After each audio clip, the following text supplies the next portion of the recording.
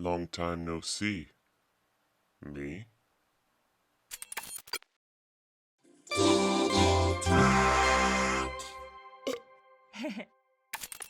What's up, all you doodles and doodlers out there, you schemers and dreamers, and welcome back to another episode of Doodle Talk. This is episode 42.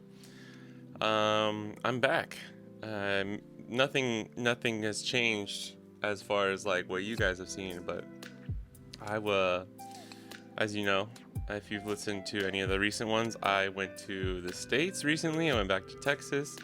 And while I was there, I wasn't able to record any Doodle Talks or anything, so I had some ones that I previously recorded, and those are the ones that you've been watching for the past like 2 weeks or whatever. But I'm finally back, and just apologies up front. I'm getting over being sick, so that was really fun to get back and immediately just get hit by like a really crazy cold. I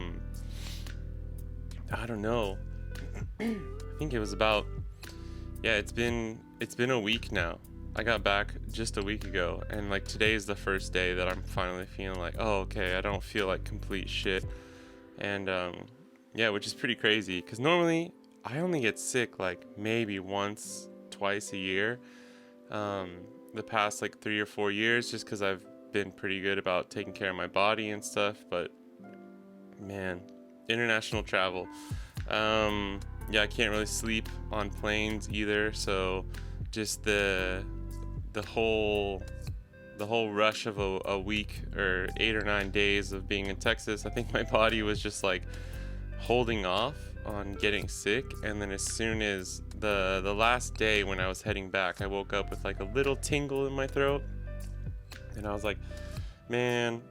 But I've had that feeling before, and it's been like allergies and stuff, and it's gone away, but this did not go away. By the time I got back, it was a grueling, brutal day of travel getting back too. So, yeah, apologies.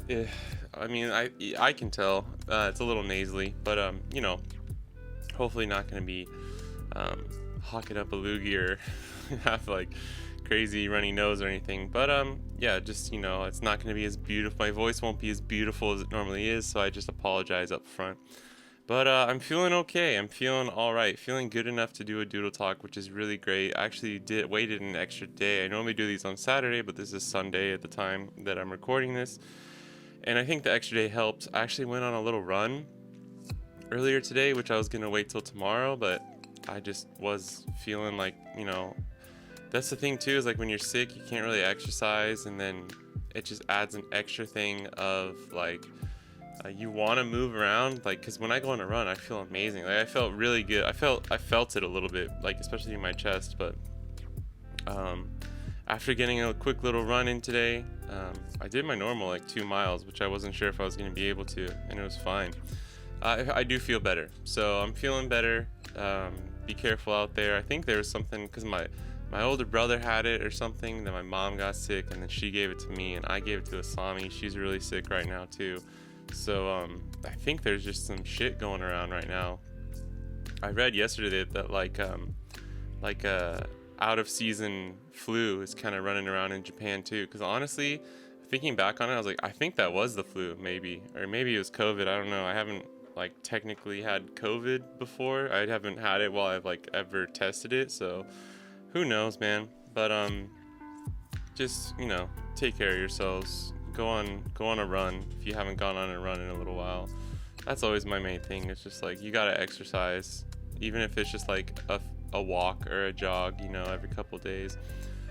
Because I don't know about you guys, but every time I hate getting sick so much. Like as far as like minor inconveniences go, like outside of like anything that's an actual problem, like anything that's actually like bad in life, you know, like an actual like bad event happening, you know, or like, you know, like in the realm of like, oh, my tire popped today, you know, I got a flat tire, or like I got to take my car in, or like one of those like kind of like minor inconveniences. The thing I hate the most in this world out of anything is getting sick. I fucking hate it so much. I would rather do a lot of like other shitty awful stuff if I could just prevent getting sick.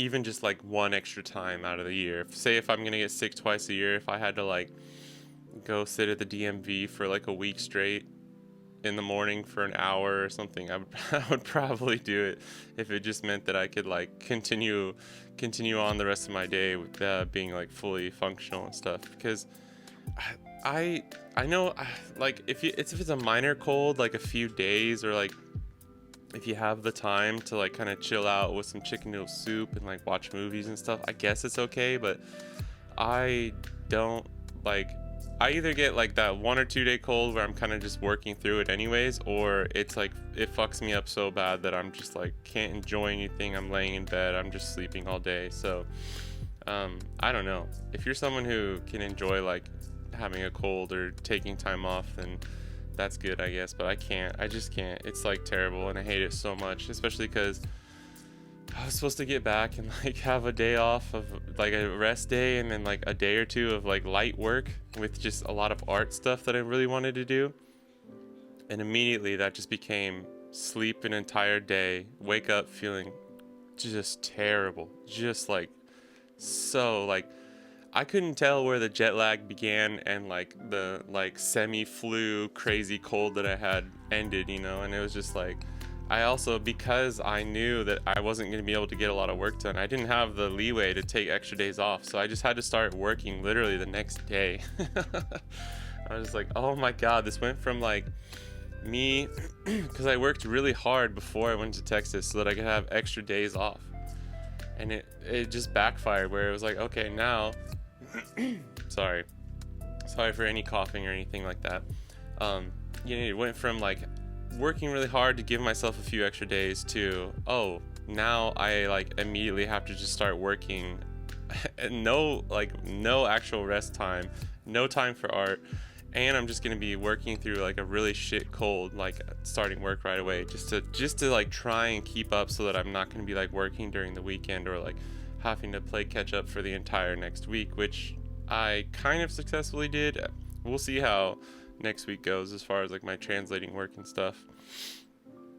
But yeah, it fucking sucks. So I hate being sick, but luckily I'm feeling good enough to, you know, do this, and was really excited about getting back to this because, like I said, it's the Doodle Talks didn't stop happening, but it's been at least 2 weeks since I recorded the last one. And yeah, I got some stuff to go over. I made a list. So what I'm going to talk about today is I'm not going to bore you guys with like all the stuff I did in America, but just like a light recap. And then I went to, as you might be able to see from my hat, Meow Wolf, which is a really cool kind of like interactive art installation space kind of thing. It's really hard to explain. Just in like one sentence, but I wanted to talk about that a little bit because it was really cool. And then the other thing is Procreate, the really cool company that has the drawing app on the iPad, has recently announced that they're releasing an animation app called Procreate Dreams, and it's not out yet. I think it's coming out like November 22nd. And sometime in November, and it looks really cool. And I've seen a few artists and YouTubers who have gotten their hands on it and tested some stuff out, and I just wanted to give my first impressions, and that should wrap everything up. This might be a little bit of a shorter episode, but probably for the best. And yeah, so let's get started. I do have one little bit of housekeeping. Like I said, I was hoping to get a lot of art stuff done immediately right after, but just didn't happen. I am working I'm chomping at the bits. Hopefully after this I'm actually gonna be able to start. I've been doing some prepping, but I want to actually get started on the Akira slide little animation that I want to do, which is, if you don't know, like the acclaimed like sci-fi anime Akira, the iconic scene of him like kind of sliding back on his motorcycle. I want to do my own little spin on that, and I've been doing some kind of brainstormy kind of stuff, but I want to like actually sit down and start working on it. And yeah, I've been missing 2D animation a lot, and I'm still gonna be practicing Blender and 3D stuff in the background, but I think I really need to make some time for just working on some of the the other stuff that I really want to keep doing. So that's gonna have to unfortunately kind of go just a little bit. It was on the back burner before, but I was feeling a lot of pressure to kind of make more stuff with the 3D and Blender stuff. So I'm having to just like be like, it's okay, I'm just practicing that, learning it in the background, and I'm not putting a lot of pressure on actually making a bunch of stuff with that yet, because there's too many things that I really want to get started with the 2D stuff, and then hopefully as I get better at Blender, then I can kind of bring that in as like an added little bonus. But I also realized, I was thinking about this a lot, because I've been like getting ready for the Akira slide thing, and then just kind of drawing and doodling a lot, just in these like little sketchbooks and stuff. Been having a lot of fun just doing like random little sketches and stuff and little characters, and it just reminded me of like how much I think I really love just like 2D animation and like illustration and stuff. And it's hard, it's funny because I'm not super old, but I've been drawing since I was a kid, and because I'm learning the 3D stuff as well, and I see some of these things that people can do with Blender and some of these 3D animations and these styles, and love to see it. It's really cool, but it's crazy. It blows your mind sometimes when you're like, dang, I don't even know how like some people are doing this kind of thing. But then you just remember that like everyone has their own kind of like niche, their own kind of like things that they gravitate towards. And while I'm having a lot of fun with 3D, I don't want to put too much pressure on myself to be like you're just doing like it, I had to remind myself that like just for fun, just for some extra things that I want to try out. And there's still a ton I want to do with Blender and 3D, but kind of just reminding myself like, man, yeah, I really love like 2D animation and like making little GIFs and short little looped animations and stuff like that. So that was fun, because when you don't have a lot of time to work on art, at least for me, I start daydreaming about stuff. Also, when I was sick, man, holy shit, I had some crazy like fever dreams. That is the maybe one good thing that comes out of me like having a fever or like being really sick or when I'm sleeping a lot. I would wake up in the middle of the night and like I had these crazy like these kind of like YouTube ideas, these kind of art ideas and stuff. So I wrote that down, and hopefully I can make some of them happen. I have some cool ideas, so that'll be fun. But as far as the actual art stuff that I wanted to talk about, my comic is finished and I posted it, The Boy with the Broken Sword. So thanks to anyone who watched or went and read that. A lot of fun. I'm sure I already talked about it, but like, yeah, a lot of fun, learned a lot. Wasn't super happy with how everything turned out, but it was still a cool experience. I have a kind of process video. I ended up going the route of just taking the like time-lapse footage and compiling it all together, putting it to some music, and just making a little video. And I'm probably going to post that later today. So by the time you're watching this, it's going to be out. So if you haven't checked that out already, please check it out.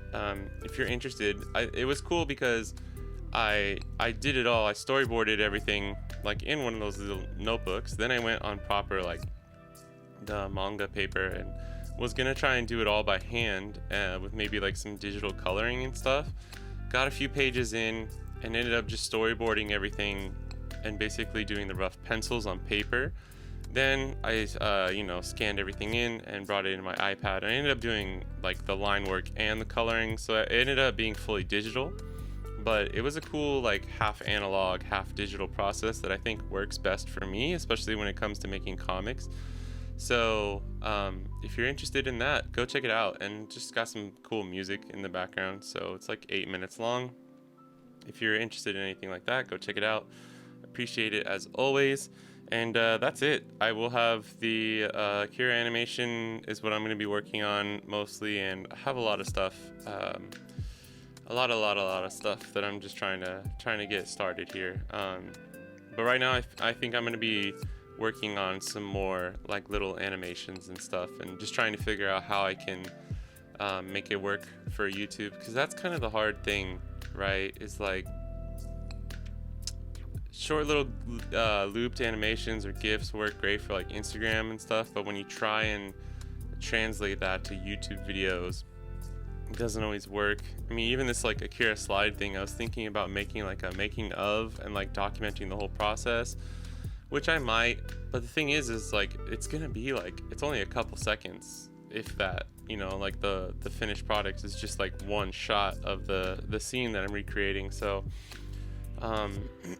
even as far as like putting it on like Instagram and stuff, it's gonna be kind of short and kind of hard to promote, and you know, it'll have its challenges there, but it's just something that I really want to do, so we'll see how it comes out. But I've been thinking about that a lot, as far as like trying to find the balance of like making these little things that I really want to make, and then figuring out how I can do these other types of videos. That fever dream, one of the fever dreams I had was like a cool idea for like I just, you know, everything's like go crazy pace, in your face, like gotta have the shorts, gotta have the reels, gotta have the TikToks, gotta have the 30-second hey, what's up everybody, I'm on a stranded island ball, like Mr. Beast style thing. And like, while that's cool and all, and like, you know, some people are just really good at using that and like making cool videos, and like that's how they're able to grow themselves or like put themselves out there.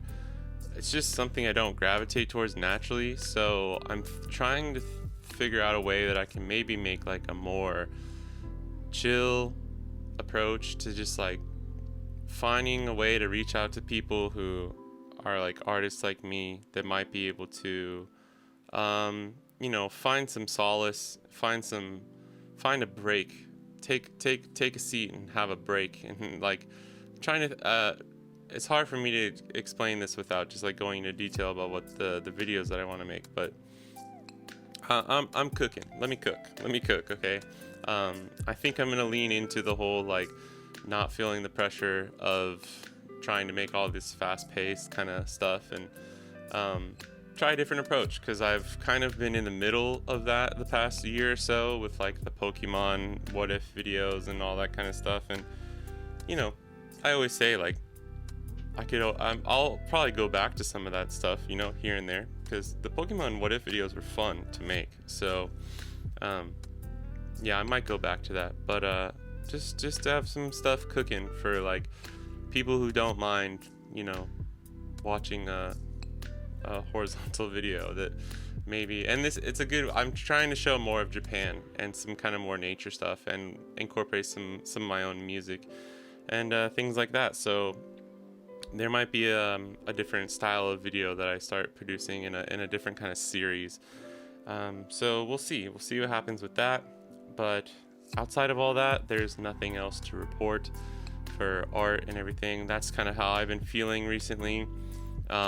Honestly, it's just been like trying to collect my thoughts too, just being back. Like I said, it's always so hard to come back from like a vacation or something like that, and just, you know, it takes a while. Like it's been a week, right? I think I landed like last Sunday. It's the next Sunday, and I'm just now, like, even if I wasn't sick, you know, I think it still would have taken me about this long to really like find my gears again and get centered and focused. And I'm just so glad to be back and feeling a little bit better. The weather has gone a little bit colder too. I mean, like it was so hot whenever we got back. That's partly why I think my body just like broke down. It's because it was so nice in Texas. We got so lucky. It was like low to mid 80s every day, when it had been like high hundreds maybe like the week before or something. Like literally everyone was like, dude, you guys are so lucky, you're here in the best time. And I was like, yeah, hell yeah, because it's fucking hot as shit in Japan. And we got, like, the day we got back, dude, oh my god. And like we were telling everyone too, it's like you could be like 15 degrees hotter in America or in Texas. Like it could be like 95 in Texas and be like 80 in Japan, and you're gonna sweat like crazy in Japan, like with the humidity, like during the summer. It's just so crazy, especially when your body's not used to it, because you get used to it, you get acclimated to that like throughout the summer. you're still sweating, but it's not as crazy. But like literally my body, like when we landed at the airport and we're like coming home, my body like didn't know what to do, and I just was like sweating uncontrollably. And like dude, it was just crazy. Like I got home, we went to the convenience store and came back, and by the time I got back, just that one more time of like going outside, like my body, because I had gotten into the AC of the home and like chilled out for 1 second, and then by the time I got back from just going real quick back to the convenience store to grab some stuff and come back, my body was like again just like destroyed, and I thought I was gonna throw up. And like, yes, that's partly because I was feeling sick, but dude, it was crazy. So don't recommend flying international if you're feeling not good, if you're feeling unwell. So yeah, that sorry, I don't even know where I was going with that tangent. But finally getting my bearings, right, being back and like feeling okay. And I'm just really ready to just start working on some art stuff and kind of getting back to like focusing on the more important life stuff. And I had a great time in Texas though, so I will just fly through some of the main events, I guess. For everyone that I saw, if you're watching this, it was awesome seeing you. And I didn't get to see everyone I wanted to see. It's just so hard, dude, when you're there for like 8 or 9 days. I mean, it's always been a tight schedule when I come back.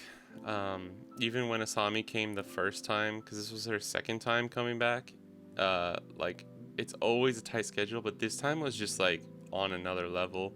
We drove down to Austin from DFW, the airport, like the day we landed, which schedule-wise made sense, but was probably a huge mistake, just because we like did not get a proper night of sleep for the first like 3 nights we were there. And it didn't help that we had just come from a layover from LA.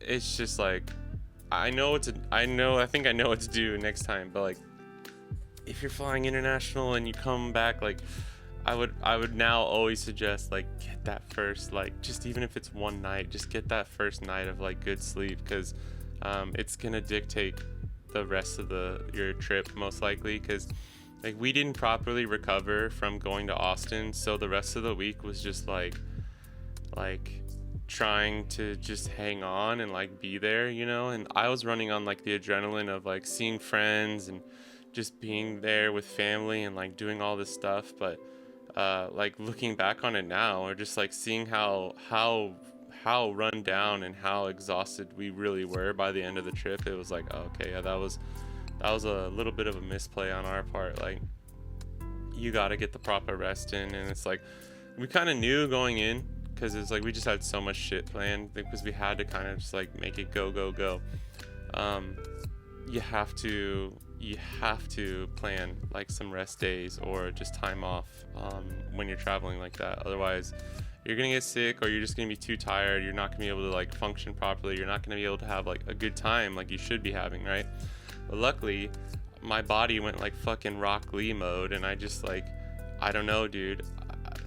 It's great. The human body is crazy, I will say that, because it's like my mom got sick halfway through, and I was just like, okay, well I'm fucked. I'm probably gonna get sick then, because I'd already assumed like, oh, I'm traveling.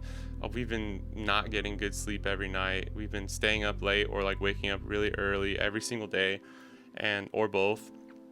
And somehow my body just like knew. It was like, don't get sick yet, just wait. And I remember thinking, I was like, if I have to get sick, I'd rather it be when I get back, which is still true, but I'm like, god damn it. I made a deal with the devil on that one. But yeah, it was cool. I saw family, friends, went to my friend's wedding, Jeremiah, shout out, beautiful wedding, congrats. Saw a ton of people. Didn't do anything too crazy. Like we went to Austin, did a few things I normally don't do there, because you know I've had family and friends in Austin since forever, so I've been there a ton, like ever, like growing up. Terry Black's was good. We saw the bats, so that was fun, where they like fly out from under the bridge. I guess they didn't really all fly up at once and like fly off in a huge group, so we kind of missed that a little bit. Then we went back And yeah, honestly, it was just like, besides that, it was just me seeing friends and going to my friend's wedding. But there's one thing I was saying earlier, Meow Wolf. There's a new installation of Meow Wolf that's in the Grapevine Mills Mall in Texas, and it's really really cool because I know they have a few other ones. I believe this is the first one in Texas. But Meow Wolf, if you don't know, is a really cool kind of just like interactive. It's funny because when we were trying to explain it to people before and after, it was still just as difficult.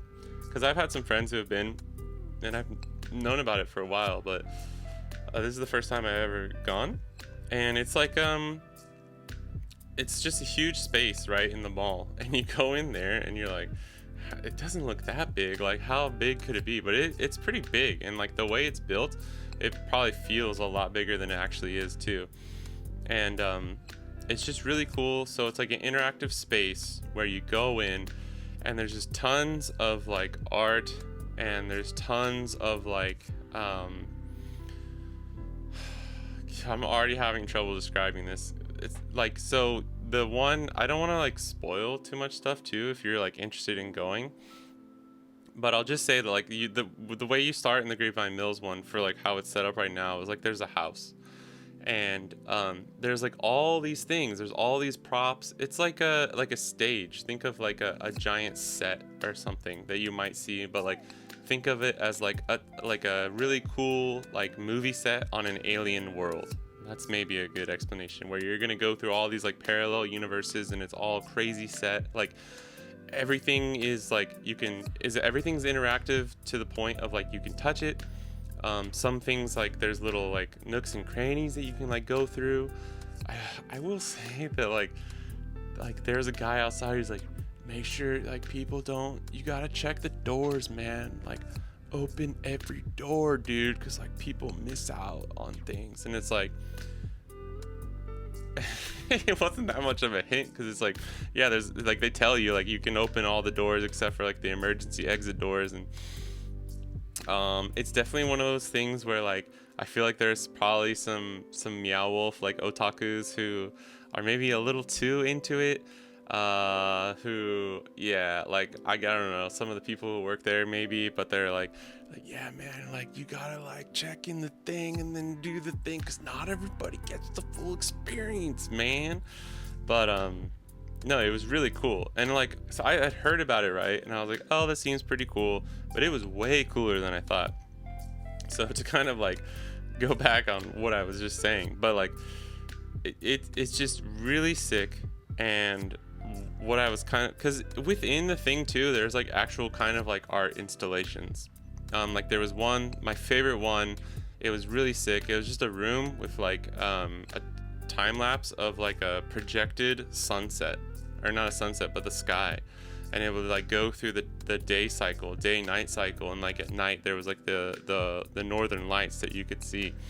And then like kind of on the other side of the room there was like fragmented like mirrors and stuff. And I don't know, it was just really cool. If you have ever been to like college or something, and you've been to like a I forgot, I was talking to like my little sister or something, and I was trying to explain like, or just tell her about some like the performance art and stuff that I saw at UNT, where it's like it's either really really cool or like really really bad, and you like wish you hadn't come. And fortunately the stuff at Meow Wolf is like, oh, I'm glad I came. It's like it's all basically that. Just because a lot of it's not all just like art pieces and stuff. A lot of it is just like the spaces that you're in, and you walk around, and there are cool little like passageways and stuff like that.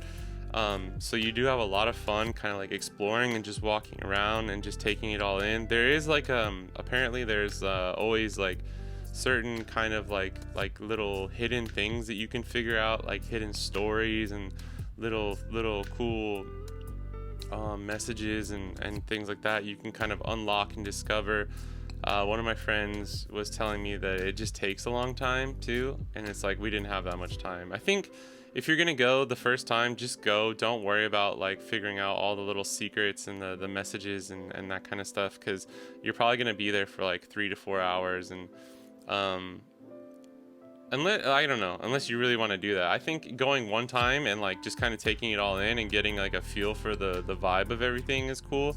Then maybe go again with like some new friends or something, or like new people that you didn't go with the first time, and then try and like figure out all the little things. 'Cause the one thing I thought about too is because I saw some people like walking around, like asking the people who work there, or like finding out the little clues and the hints. And you're taken out of the, like, you're so hyper focused on that like I feel like you might not be able to just like enjoy it while you're there. You kind of like missing out on some of the other stuff.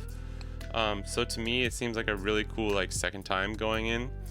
And then I think you can enjoy it for like all the stuff. I mean, that, like the guy outside that was telling us like, make sure you unlock all the doors, like there's always that kind of stuff for those kinds of things.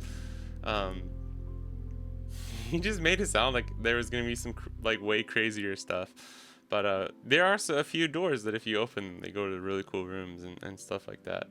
But just the way he said it, I like immediately kind of like made me laugh. But that was really awesome. I got this cool hat too, and I got a cool t-shirt too. The one thing I do really love about Meow Wolf is the kind of the branding as well. Like it's they have a cool little character that's like a cat who has like an eye missing with like the cross, like a scar, and then it's wearing like a wolf hat kind of thing with like additional 3 eyes or something. Super cool. And I do want to say before I finish talking about Meow Wolf, the one thing that wasn't my favorite thing about it was the sound design. And I think this is probably going to get overlooked by a lot of people because it's so good that you don't really notice it. It works so well together with the spaces that you're in that you're like, it just feels so natural, but in the best way possible. Because it can feel supernatural, but like it does that such a good job at feeling like supernatural or like fitting the space you're in that like it's just crazy. They have really awesome sound design. Like sometimes it's music, sometimes it's just like kind of environmental kind of sounding music, sometimes it's beeps and boops, and when beeps and boops are necessary. And this is my favorite way to experience this kind of music or this kind of sound too, because like, okay, I went to UNT for music composition, and like I was saying, like sometimes you go to like a concert, like these student concerts, or someone's like putting on a show for like it's performance art or it's music or whatever, or just some of the music you have to listen to while you're learning like music history, like modern stuff, right? And sometimes it's like, man, this is like, I feel like I could enjoy this in a different way. But just sitting here listening to this, or just sitting here watching this being played right now, like I'm not really enjoying it. I'm not able to enjoy it for what I feel its full potential is, which is why I really like. To me, music and visual media together is always the best. That's why I wanted to do like film scoring for films and stuff, right? But this is like the live version of that, because you're in somewhere that looks so crazy. And I'll try and have some pictures and videos and stuff up just a little bit to show you guys while I'm talking about this. It looks so crazy, and if it was just no music at all, it would make it like 2 or 3 times worse, maybe even more. Like it wouldn't be such a great experience. But the way, even just like like around the house, it's nighttime, right? And just having like the kind of like the crickets chirping in the background with like a little like ambient noise and stuff, like people don't realize how much that really sets the scene and sets the mood for the place that you're in. So I just wanted to give a heartfelt shout out to all the sound designers and all the musicians who worked with Meow Wolf, especially for the one in Grapevine, because as someone who does also just love kind of like environmental music, like ambient kind of chamber music and stuff too, it was beautiful. This, like, if I was a musician like that, this would be like the dream come true of like just being able to put my music somewhere where people are going to experience it, and it's just like adding so much to the experience, which is really awesome. There was some cool little like animations and stuff. Like there was one this kind of like a window frame, and it had like a looping little GIF animation. And I was just like, damn, that's so cool. Like, that'd be a cool commission to get. Like, Meow Wolf hits you up and it's like, hey, we wanna work with you. So Meow Wolf, if you ever wanna work with me, let me know. Hit me up. I think that's about it. It was really cool. I feel like it might get. Meow Wolf is one of those things that could probably get overhyped. But I'm a fan. I fucking bought a hat. You know, it's one of those things where like you see the gift shop before, and you're like, that's some cool stuff. But the experience when you go there really converts you, and you're like, yeah, that was awesome. And I love that kind of thing too, where it's like, if you can, if I have a good enough time, if I have a good enough experience, and like you seem like a cool company or a cool like whatever artist, I want to support you. I want to buy merch. I want to buy stickers and stuff like that. So just knowing that hopefully I would be supporting the artists and all the people working on it too. Just wanted to get a hat, and I got a cool t-shirt too. So that was Meow Wolf. If you're ever able to, I think they have them a few over the US, right? If you're ever able to, go check it out. It's really cool. I think you could go like 2 or 3 times. I don't know if they do. I assume like every year or two they probably change the installation too. Otherwise, I just feel like they wouldn't be able to keep running. But yeah, it was super awesome, and that's about it. You know, as far as like my time in Texas, I don't want to. Like I said, I don't want to get into any really boring details, but I had a lot of fun, and I'm so glad I'm getting over being sick. And like I said, I'm just ready to start making some stuff. And one thing that has got me even more excited is I think it was like right when I was coming back, I saw the news that Procreate is coming out with its own animation app, and it's called Procreate Dreams.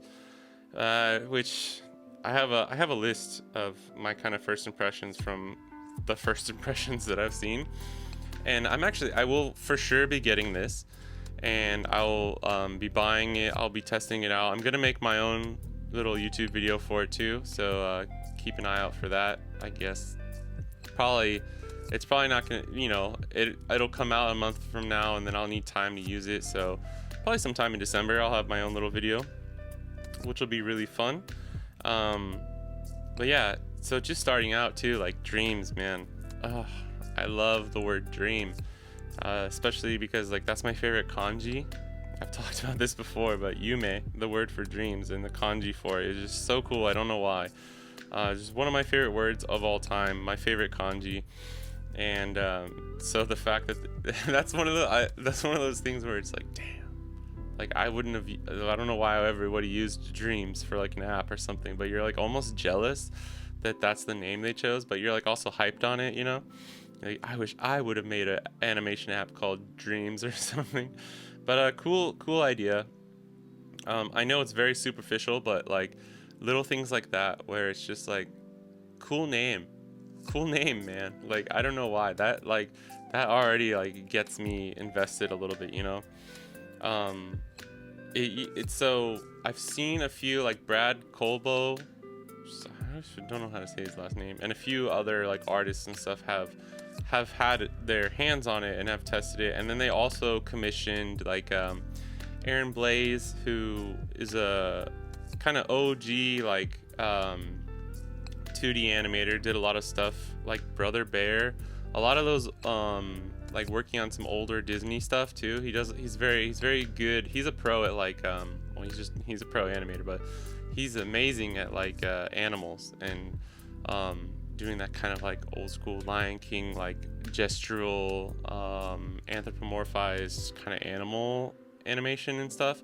They commissioned him and some other people to just kind of showcase it, and all the animations they made are amazing. And the thing with I was a little worried at first because Brad's initial video, he mentioned that it's very akin to like working in something like Adobe After Effects, more so than just your traditional 2D animation thing, is like kind of how he framed it. And I was really worried because I care more about like the 2D animation stuff, because a lot of the things that I make are very simple and like don't require a lot of compositing and effects and stuff like that.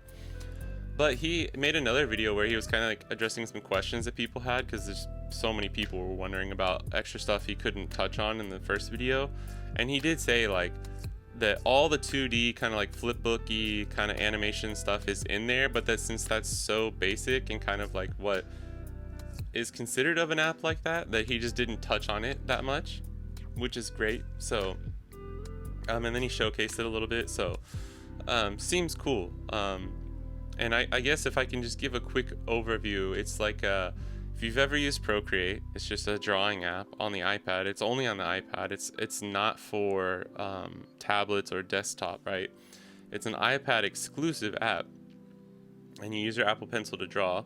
And the thing that's different with this, because there's a very simple kind of like animation feature on Procreate that they put out like a while ago, but this is like a fully immersive, intuitive kind of like the thing that is really exciting me is like the way that they're able to utilize the fact that it is only on an iPad, and that you're gonna have all these gestural kind of touching and ways to edit it that you wouldn't necessarily have on something that's just, you know, going to be on a desktop or a tablet, because it is native to the iPad, and because there are so many extra little opportunities you can take advantage of with the iPad. It's really cool to see, and that's what I think is going to be the thing that kind of sets it apart from a lot of these other apps. But just as an overview, it's, you know, like you got like the main area and then a timeline underneath, and it's very similar to other animating apps, but it's also very different in certain ways. Procreate's great at like taking advantage of space and not taking up space, if that makes sense. Like the way they have like menus like fold up, or like you can just move something over to the side and like expand it when you need it. It's very efficient, space efficient, and like simplified and easy to use. And they've just basically, apparently they've been working on this for the past like 5-6 years, and I think they've nailed it just from a first, like just looking at it, like UI kind of in terms like the user interface and how it's gonna work. Seems really awesome. Procreate is great. I don't use Procreate that much just because I'm a Clip Studio Paint stan, and I love Clip Studio Paint, and I love animating on Clip Studio Paint. So this is gonna be a huge test of whether I would want to use it. But yeah, it's just as an overview though, very intuitive and simplified, yet powerful, and very I don't know. It's obviously I haven't used it yet too, but it just seems very like it's gonna be like the iterations that come after this are gonna be really interesting to see, because it already seems pretty powerful, but just like it looks like they're starting to crack the code of like how to keep things like small and efficient, yet super powerful and like expandable and like really easy to use, and kind of creating this new way of like being able to create things, right? I'll go through some of my notes, right? Let me talk about this. Like I said, I was worried about at first it would kind of be like kind of 3D motion based, and not really geared towards like simpler 2D frame by frame animation. But that seems to be fine. They have like a flipbook mode where if you literally just want to see like the next frame and stuff, which I'll have to try out, because I'm worried that some of it's going to be like simplified a little bit too much, to the point where it's like, well, I kind of would rather like looking at the timeline, the only thing that worries me is because it's like it's not as, I don't know if it will be this way, but it looks like it's a little bit harder to see like the actual frame and like to think about it in the way that I normally do. So it may just be like I need to change my workflow or something like that, but I don't want to make too many judgment calls or anything before I've tried it, you know. So it seems like it'll be cool, and like the possibility of so the main thing that I'm excited about is like having the frame by frame kind of 2D animation, ease of use kind of thing too, but with the added like ability to automate things so easily and gesturally, and kind of do some of these like compositing and visual effects kind of things that you would do normally. You'd like export your animation and pull it up in like Adobe After Effects or something, and then do all your VFX and stuff there. It looks like you can do a lot of this kind of like in-house, in program, which you can in Clip Studio as well. But I do think that Procreate simplifies certain things and makes it a little bit easier to use. Especially just, Clip Studio Paint is not trying to be a compositing software as well as like drawing and illustrating and animating as well, right? But that is the one thing that I would say is like the main draw for me, is like if I do want to have some kind of like visual effects, or even just like the scaling, like having things come back and forth to the screen, and some like resizing or rotating, it's all very intuitive. And the main thing is like the automation looks amazing. If you don't know what automating is, this is the same for like, it's in music, it's in drawing, it's in animating. It's like when you automate something, you're essentially like making something change over 2 points. So if you have point A and point B, so if you have 2 keyframes, and right here it starts out the size is right here, and then the second keyframe's right here, and what you're doing is you like, and this is crazy on Dreams, you can like press play and then it'll go. So say you have 10 frames and you got frame 1 and frame 10, and while it's going through frame 2 through 9, you can like expand it, and in real time it's automating what the changes that are happening.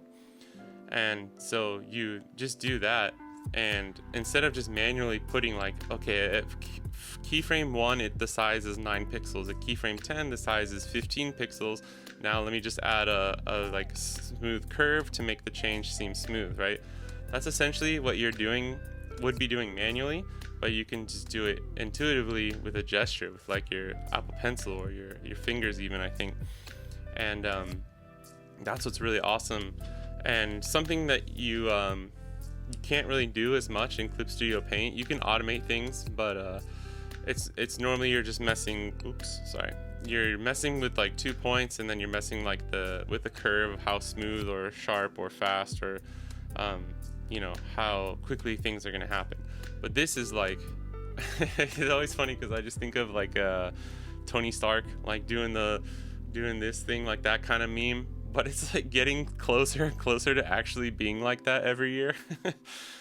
Just on the iPad, like the iPad is amazing, dude. Can we just quick caveat or quick tangent of like, I was thinking about this earlier. I was like, if there's one piece of like art tech, of just like technology that I use to make art, if I had like my house was on fire and I could only grab one thing, iPad every single time, dude.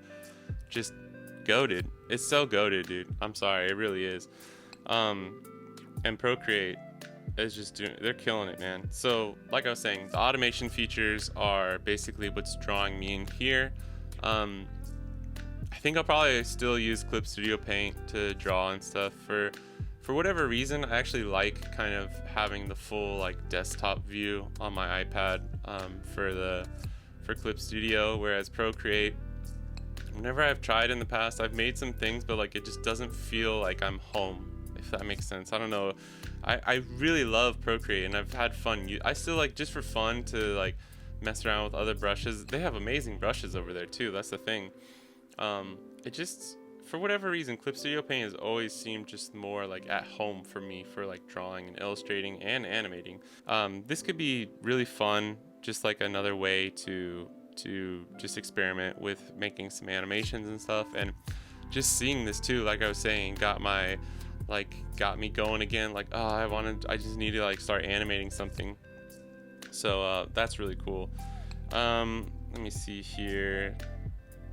Yeah, one of the things too is like it does seem like a very powerful program, so I'm a little worried if it's gonna I think my iPad Pro is like 2017, and it's still chugging along, like it's still doing really well, but I think a lot of this was probably built and like later modified to maybe work best with like the M1 and M2. I think M2 is coming to the iPad Pro, I don't remember, but the Apple Silicon chips that are in the newer iPad Pros. So if you have an older iPad, this hasn't been like hard confirmed, but I think it's been a little bit soft confirmed that like some of the older iPads and iPad Pros will still be able to run it. It's probably just going to be similar to early Procreate, where like your RAM and your storage on your iPad dictates how many layers and things you can make, um, which is fine. Like if I can only make like a 30-second animation with 50-60 layers, and they can't do like the infinite undo or whatever, that's totally fine. As long as I can run it on my iPad, I'll be happy. And just down the line, would save up to get a better one if it's something that I really want to use, But I just think it would be such a shame because this is really geared towards a lot of like beginner artists, or like amateur animators, or independent creators and animators like myself, where we don't have a studio. Maybe we don't have enough money for a 40-inch Wacom touchscreen kind of tablet or whatever, and all we have is an iPad or maybe a tablet. And it would just be a shame, especially for people like, not even really for myself, but like for like younger people who might have, they got an iPad for like their graduation present or something, right? Going into high school or into college or whatever. And I was just thinking, I was like, damn, if I had an iPad Pro and this app when I was like 16, 17, I definitely would have been fucking around on that, which is awesome. I'm not even mad. Like, I don't know how much it would have changed the course of like what I'm doing, but it would have been cool, because when I was like the last year or two of when I was at UNT, I did this on purpose though. I was fucking around with like light tables and drawing like on paper. I just felt like I had to get that experience, and just thinking about that, and then seeing how like my workflow now, and just thinking about being able to use something like Procreate Dreams back in the day would have been amazing. So shout out to Procreate for doing that and kind of gearing it towards kind of these younger or independent creators, and trying to give them kind of like the power to do what they want, because Procreate is definitely an app and a company that I would love to continue supporting, because they're innovating without like the cracked fucking Adobe subscriber model. And I mean, I'm a broken record about this, but like any company, anybody who can kind of like take power away from Adobe and like take away from their monopolization, like so much more power to you, dude. And I will try and support you no matter what.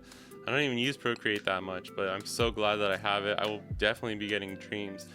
And here's the thing too, is like there's no subscription, and it's a one-time fee of 20 USD. Like, come on, dude. I would pay like $60 for this app. Just from like a first impression. Maybe like 40, 50 easy. But if I saw like reviews and it really is as good as people think it's gonna be, $60, man, I would pay that as a one-time fee. Like, holy shit, the fact that it's 20 USD with no subscription, like, bro, like I don't know how. I know, so they're based out of like Tasmania, I believe, in Australia, and it seems like a pretty like small, like kind of close-knit team, but dude, that's crazy.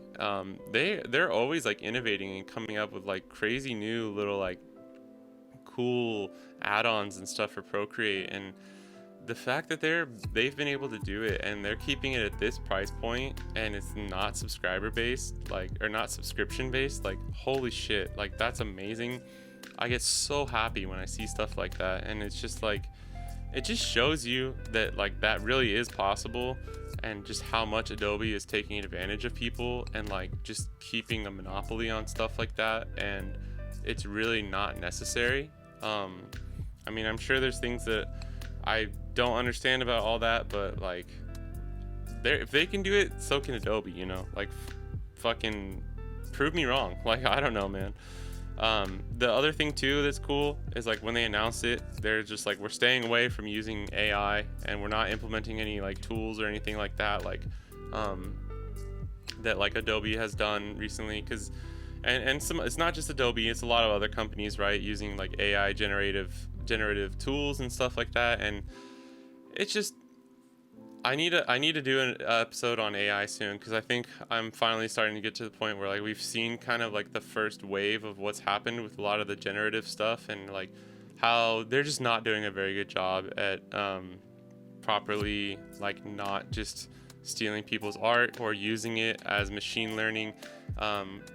Even if people don't consent, it basically for the most part is still getting still ends up being used for whatever like learning tools that the AI is running on. And they first of all, they just didn't work hard enough to put preventative measures in before they started releasing all this stuff, which is terrible. And then they're not doing a good enough job of like being able to just like kind of to try and kind of like patch up the wounds that have already been inflicted on all these artists and people just stealing their art and all this stuff with AI. On a base, just like a fundamental level right now, I'm very not happy with the state of generative AI and how it's just kind of abusing and misusing people's art, especially those who have like explicitly said that they do not consent to it using their art. And it's just really kind of an unfortunate situation right now. So just the fact that Procreate is like, we're not even going to be, we're not even dipping our toes into anything like that right now is really, really nice for me. I don't know. It's just like the best approach in my opinion right now, because Adobe can tell you that it's like, no, we only are letting them learn on this model and this model and this amount of art, and we're not letting them blah, blah, blah. But it's like, I don't know, man. It's hard to trust big companies like that, especially when it's kind of like already been shown that a lot of the stuff has already used a lot of people's art that they didn't want them to, and stuff like Dolly 3 and all this other new shit coming out. It's like some of the damage is already done. So it's like a lot of these companies are just asking for what is it like, asking for forgiveness, not for whatever. I forgot the saying. Like, ask for forgiveness later and not for permission, I think is kind of like the saying, which really sucks. But it just kind of puts a spotlight for me on companies like Procreate and like Celsius and Clip Studio Paint, where Clip Studio Paint was, it's a subscription for the iPad, but not for the desktop one, which I think is fair. Like, they do things where it's like, it's a one-time fee for the desktop, but if you want to have the desktop and the iPad, you have to pay a little extra, and it's like a monthly or yearly subscription, where it's like I'm willing to make sacrifices and like meet people in the middle, where it's just for that one thing. It's not for the main product is still like you own it, you buy it one time. It's just this other extra thing for the iPad where there's so many new updates and features that they do for the iPad, where it's like, in my eyes, it's like understandable that they would do it that way.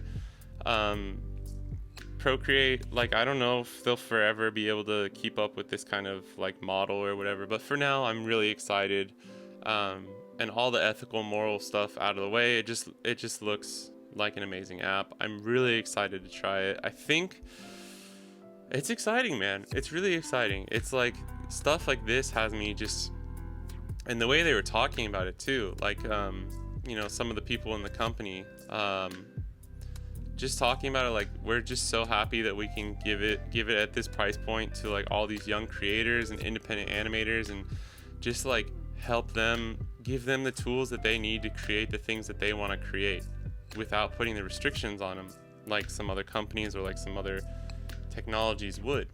And yeah, you have to have an iPad to use it, so it's like, okay, there's essentially like a little bit of like gatekeeping in that aspect, but I mean, dude, just super awesome to see. I'm really excited, and a lot of like the demos and stuff that they've shown and some of the work that they've commissioned looks amazing. So we'll see what happens, and I'm looking forward to trying it out. But I think that's gonna do it for today's episode. Sorry for being a little sick and you having to listen to me being slightly nasally and coughing and stuff, but yeah, glad to be back. We'll be back with another episode next week, and hopefully I'll just be back to 100% normal me. But as always, thanks for listening, thanks for watching, and I'll catch you guys in the next one. Peace.